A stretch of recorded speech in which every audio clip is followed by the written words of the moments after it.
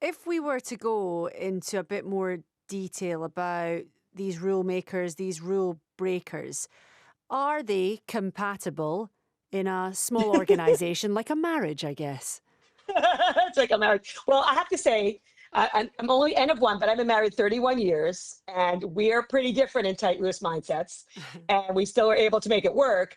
I think that when we can label these differences through the tight, loose lens, we start realizing that each of us has our own superpowers, our incredible strengths that come from these mindsets. But we also have certain liabilities. And what we know now, for example, is that people who have tighter mindsets, they have incredible superpowers in terms of being really disciplined and organized.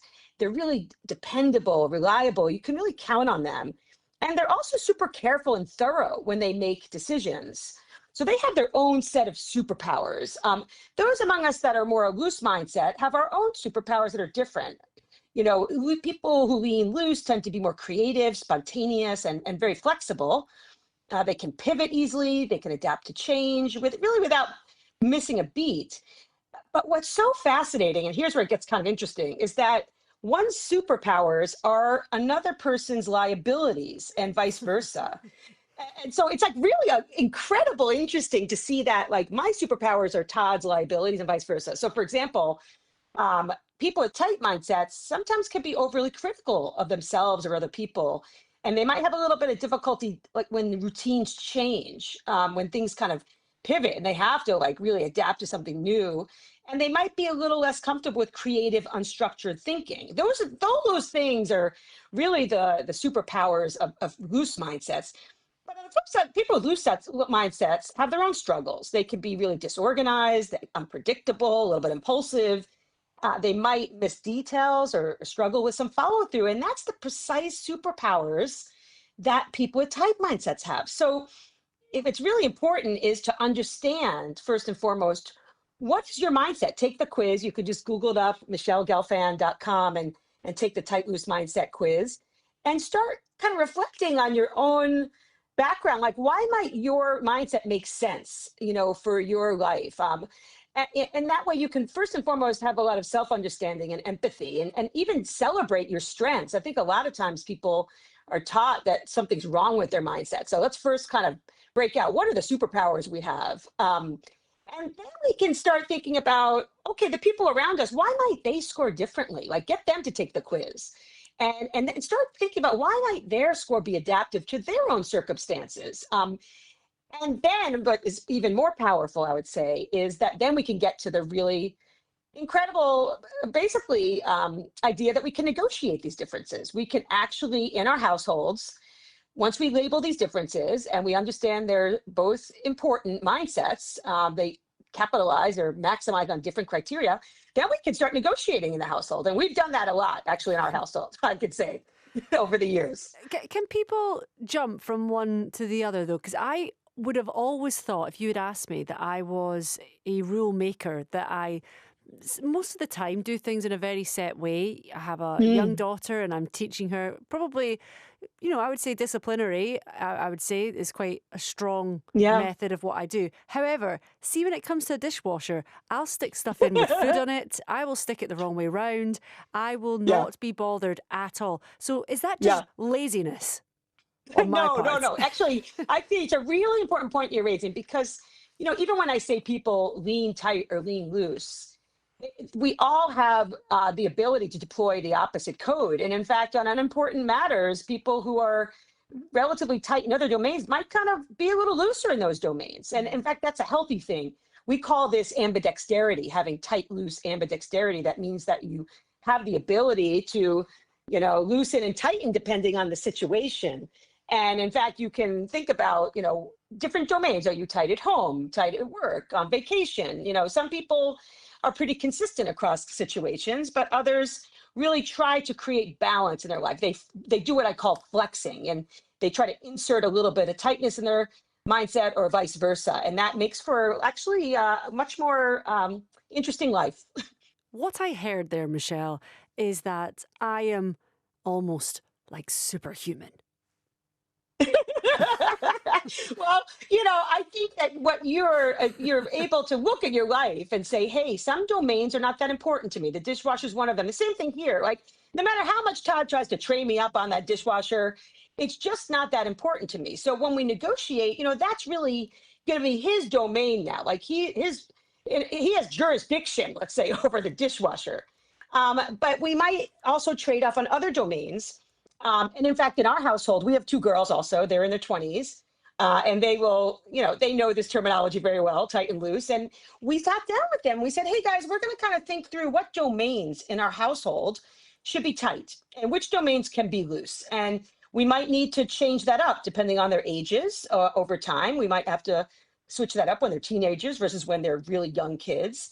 And in our household, actually, we worked it out. In fact, the domains that are pretty tight, where there's pretty strict rules are, for example, working really hard, being healthy, and being respectful of each other. But then when it comes to like their rooms and how messy they are, we just close the door. Like we try to trade off on domains so that we have balance in our household. And you can do this in a household, in a marriage. You can do it with your siblings. I do this with my brothers. We have tight, loose conflict on vacation. Even like how much flexibility, spontaneity do we have on vacation? This seems to be a source of conflict. So we label it and we negotiate it. And even in organizations, we can actually, once we realize that we can label these differences, and then we can intentionally negotiate the balance that we want in any setting. Really interesting. Thank you so much for taking us through this, Michelle. It's definitely going to leave me pondering a couple of my, not issues, but my own situations at home. Thank you so much for giving me your time. It's been lovely speaking to you. Thank you, Laura. I'm just impressed that Michelle can shut the door of her kid's bedroom and just ignore the mess that's behind there. That's the most impressive bits of that entire conversation. That was Michelle J. Gelfand, Professor of Organisational Behaviour at Stanford University's Graduate School of Business.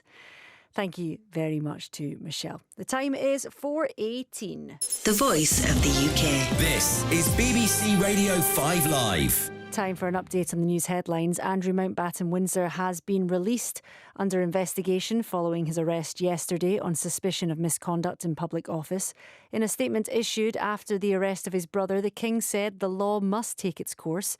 He said he'd learned the news with the deepest concern, and those carrying out the investigation would have the royal family's full and wholehearted support and cooperation. President Trump has said the US will provide $10 billion for the reconstruction of Gaza. He made the announcement at the inaugural meeting of his Board of Peace in Washington. Other members have pledged $7 billion. And Team GB are through to the final of the men's Olympic curling after beating Switzerland.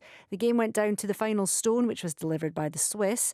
Team GB will now face either Canada or Norway in Saturday's final. Let's get more on that Winter Olympics achievement by Team GB. Here is Harry Roy. Bruce Mowat and his rink have guaranteed Team GB's fourth medal of these Winter Olympics after seeing off Switzerland 8-5 to reach the men's curling final in Cortina.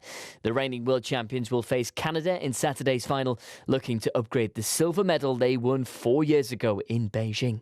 Elsewhere, Keely Hodgkinson has broken the long-standing women's indoor 800-metre world record, a record set by Slovenia's Jolanda Čeplak on the day the Brit was born almost 24 years ago. The reigning Olympic champion crossed the line in 1 minute 54.87 seconds, taking almost 1 second off Čeplak's time. So Rugby League now, and Hull Kingston Rovers have won the World Club Challenge, beating Brisbane Broncos by 30 points to 24. The current Super League champions had to withstand a second-half fight back from the NRL champions to ensure they now hold all 4 major titles. In football, Vitor Pereira made the perfect start to his reign as the new Nottingham Forest boss as they claimed a 3-0 victory at Fenerbahce in the first leg of their Europa League knockout round playoff tie. Murillo and Igor Jesus gave Forest a 2-goal lead at half-time before Morgan Gibbs-White added a third after the break. Celtic, on the other hand, now have a mountain to climb if they're to reach the last 16 of the Europa League, though. They were beaten 4-1 at Celtic Park this evening by German side Stuttgart in the first leg of their playoff tie. And it was a win on night 3 of the Premier League darts for Johnny Clayton. He beat fellow Welshman Gerwyn Price and Luke Littler before brushing aside Gian van Veen 6-2 in the final to ensure he sealed victory in Glasgow. 5 Live Premier League Sunday. There's a real feeling of excitement about this game today. This is where it's at, the North London derby. Well, it's the most special game of the season. We know how much